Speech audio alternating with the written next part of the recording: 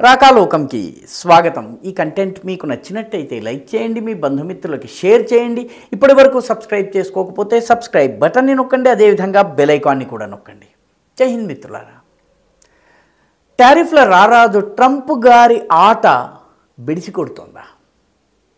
ఆయన ప్రయత్నాలు ప్రపంచాధిపత్యాన్ని టారిఫ్ల ద్వారా చేసి ప్రపంచం అంతా కూడాను కలగాపలగం చేయాలన్నటువంటి ప్రయత్నంలో మొదటికే మోసం వస్తోందా? ప్రపంచంలో ఉన్నటువంటి దేశాలన్నీ కూడాను ఆయన టారిఫ్ యుద్ధాన్ని వ్యతిరేకిస్తూ జతకడుతున్నాయా? ఇప్పుడు సరిగ్గా ఇదే జరుగుతున్నట్టుగా కనిపిస్తోంది. భారతదేశం పైన అందరికన్నా ఎక్కువ టారిఫ్లు ట్రంప్ విధించారు.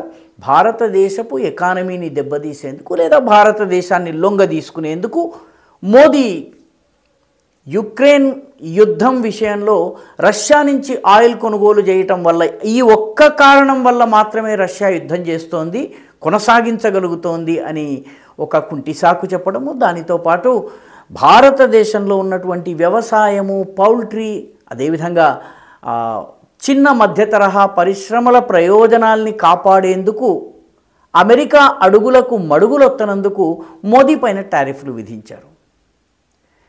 మనకన్నా ఎక్కువ చమురుని రష్యా నుంచి కొనుగోలు చేస్తున్నటువంటి చైనా మీద టారిఫ్లు విధించే సాహసము చేయటం లేదు డొనాల్డ్ ట్రంప్.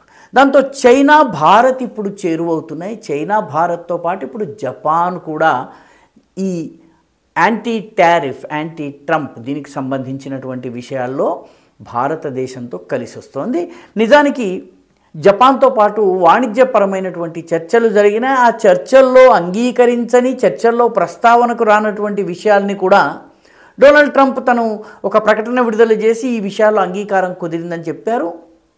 ఏ రకంగానైతే మధ్యవర్తిత్వం జరపకుండానే ఆపరేషన్ సింధూర్ని ఆపినటువంటి క్రెడిట్ తీసుకోవడానికి ప్రయత్నించారో, సరిగ్గా అదే ప్రయత్నం చేసేసరికి వియత్నాం ఇప్పుడు కోపంగా ఉంది, జపాన్ కోపంగా ఉంది. చర్చలకు రానటువంటి విషయాలను కూడా జరిగిపోయినట్టుగా తీర్మానాలు చేసినట్టు, నిర్ణయాలు తీసుకున్నట్టు చెప్పిన కారణంగా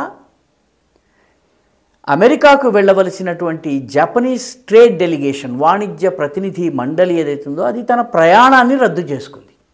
ఒక రకంగా అమెరికాని నేరుగా సవాలు చేసినట్టయింది వియత్నాం, అదేవిధంగా అమెరికా, జపాన్, అదేవిధంగా ఇప్పటికే చైనా అయింది. భారతదేశం గళం విప్పింది. దీనితోటి చిన్న చిన్న దేశాలు కూడాను, రష్యా ఇప్పటికే అమెరికా మాట వినడం లేదు.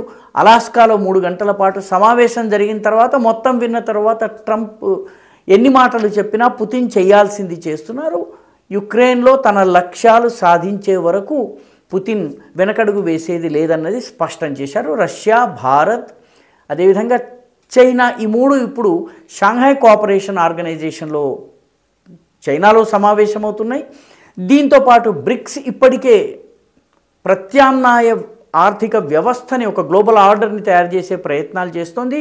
బ్రిక్స్ మీద కూడాను కారాలు మిరియాలు నూరుతున్నాడు ట్రంప్. దీనితో పాటు సౌత్ ఆఫ్రికా ఇప్పటికే ట్రంప్కి వ్యతిరేకంగా మాట్లాడింది. వీటన్నిటితో పాటు వెనిజువేలా వంటి దేశము, లేకపోతే బ్రెజిల్ వంటి దేశము, ఈ దేశాలు కూడా ఇప్పుడు ట్రంప్కి వ్యతిరేకంగా గళం విప్పుతున్నాయి. చిన్న దేశాలు, మధ్య తరహా దేశాలు, లేకపోతే ఆర్థిక పరంగా డెవలపింగ్ ఎకానమీస్ అని భావించిన వాళ్ళందరూ ఒక్కొక్కరుగా ట్రంప్ యొక్క ఇష్టారాజ్యపు టారిఫ్ విధానాలకు వ్యతిరేకంగా గళం విప్పుతున్నారు. ట్రంప్కి దేశంలో కూడా వ్యతిరేకత ప్రారంభమైంది టారిఫ్ల విషయంలో. ఎందుకంటే ఈ టారిఫ్ల యొక్క ప్రభావము భారత్ వంటి దేశాలలోని ఉత్పాదనకర్తలు, ఉత్పత్తులు తయారు చేసేటటువంటి వాళ్ళ మీద పడుతుంది. అందులో కాదనేది లేదు, ప్రభావం ఖచ్చితంగా ఉంటుంది. జౌళి పరిశ్రమ పైన, డైమండ్ పాలిషింగ్ ఇండస్ట్రీ మీద, జెమ్స్ అండ్ జ్యువెలరీస్ మీద ఖచ్చితంగా ఉంటుంది. ముఖ్యంగా షింప్స్ ఎగుమతిదారులు, రొయ్యల ఎగుమతిదారులు ఎవరైతే ఉన్నారో, ప్రాన్స్ అండ్ షింప్స్, వాళ్ళకి మీద ఖచ్చితంగా తాత్కాలికంగా నష్టము జరుగుతుంది, ఎదురు దెబ్బ తగులుతుంది, వాళ్ళ వాణిజ్యాలు కుప్పకూలుతాయి, కొంత ఇబ్బంది ఉంటుంది. కానీ దీని ప్రభావం అమెరికాలో ఉన్నటువంటి సాధారణ కొనుగోలుదారు మీద కూడా అంతే ఉంటుంది. అందుకనే అమెరికాలో ఇప్పుడు ఈ టారిఫ్ వారికి వ్యతిరేకంగా ఆర్థికవేత్తలు కావచ్చును, విశ్లేషకులు కావచ్చును, ట్రేడ్ బాడీస్కి చెందినటువంటి నాయకులు కావచ్చును, ప్రతినిధులు కావచ్చును, వీళ్ళందరూ మాట్లాడుతున్నారు. డెమోక్రటిక్ పార్టీకి సంబంధించినటువంటి వాళ్ళైతే చాలా స్పష్టమైనటువంటి వ్యతిరేకతను వినిపిస్తున్నారు. వాళ్ళు ట్రంప్కి వ్యతిరేకంగా ప్రజాభిప్రాయాన్ని కూడగట్టేటటువంటి ప్రయత్నం కూడా చేస్తున్నారు. ఇదంతా చూస్తున్నట్టయితే మొత్తం మీద ట్రంప్ ప్రారంభించినటువంటి టారిఫ్ వార్ ఏదైతే టారిఫ్ల ద్వారా ప్రపంచానికి ముకుతాడు వేసి తనకు నచ్చినట్టుగా గెంతులు వేసి కోతి గంతులు చేసేలాగా చేసేద్దామనుకున్నటువంటి ట్రంప్ ప్రయత్నాలు పూర్తిగా విఫలమవుతున్నట్టుగా కనిపిస్తున్నాయి. లాంగ్ టర్మ్లో అమెరికా ప్రయోజనాలకే దీనివల్ల నష్టం జరిగేటటువంటి పరిస్థితి ఉంది.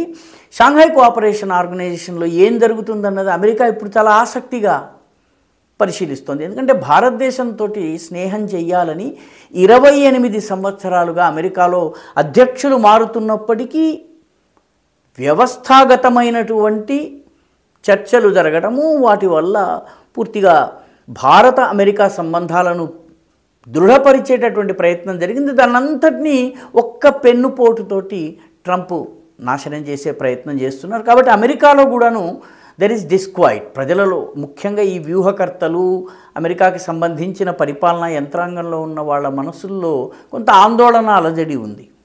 మొత్తం మీద ఇదంతా చూస్తుంటే బలవంతమైన సర్పము చలిచీమల చేత చిక్కితే ఏమవుతుందో అది జరుగుతుంది అన్నటువంటి నమ్మకం కలుగుతుంది. ఈ వీడియో మీకు నచ్చినట్టయితే లైక్ చేయండి, షేర్ చేయండి, ఈ ఛానల్కు సబ్స్క్రైబ్ చేయండి. మీ అభిప్రాయాల్ని కమెంట్ల రూపంలో తప్పనిసరిగా పంపించండి.